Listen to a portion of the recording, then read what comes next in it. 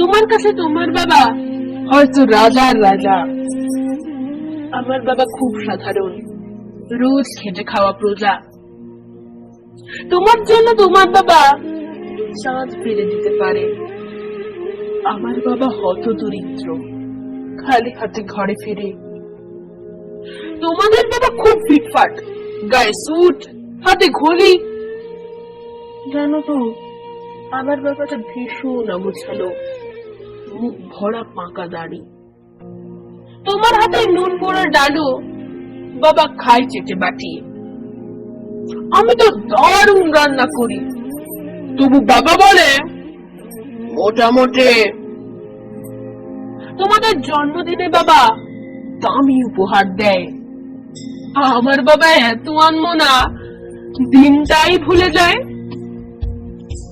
তোমার বাবা হাত ধরিয়ে রাস্তা করায় পার, আমার বাবা নিজেই পারে না, আমি হাত ধরি তার। তোমাদের বাবা তোমাদের হাতে খরচের টাকা দেয়, আমি টিউশন করে মাসোহারা পেলে বাবার ওষুধ কিনতে হয়।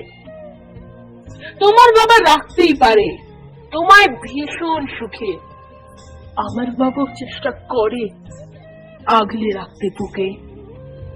হতে পারে তুমি রাজকন্যা, আমি হয়তো বা দাসী, তবু দিন শেষে আমি আমার বাবাকে ঠিক ততটাই ভালোবাসি। তোমরা বাবা শব্দের যে সংজ্ঞাটা দাও সারা ফেসবুক জুড়ে, ওই চিরাচরিত বাবার উপমা আমায় বড় বিরক্ত করে। আমার বাবা তোমাদের করা ব্যাখ্যার মতো নয়, তাই ওগুলো দেখলে নিজের উপরে বড় অভিমান হয়। তোমাদের বাবা নিজে না খেয়ে তোমাদের মুখে ধরে, এদিকে আমার জন্য তুলে রাখা লিচু বাবা খেয়ে নেয় চুরি করে। বোঝেই না উনি অত শত কথা, বড্ড সরু জানো। তাই তো এমন জটিল সমাজে ভীষণ বেমানানো। শাসন যদিও করে না তেমন, তবে হ্যাঁ খুব খুব ধরে।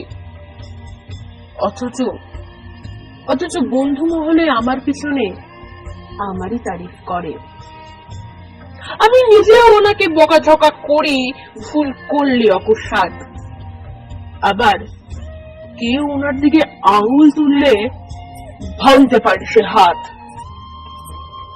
বাবা পরীক্ষার আগে সংশয় বলে, হ্যাঁ রে পাস করবি তো বল। রেজাল্ট